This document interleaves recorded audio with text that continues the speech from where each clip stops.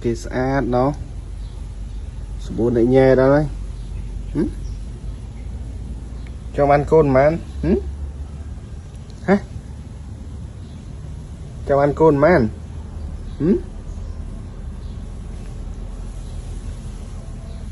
hả ướt vô côn này chơi nữa lướt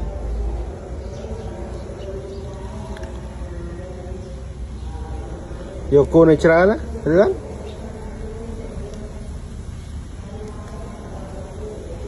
cái kia ăn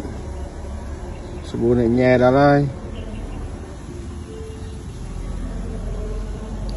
thì mấy vô côn này chơi nữa lướt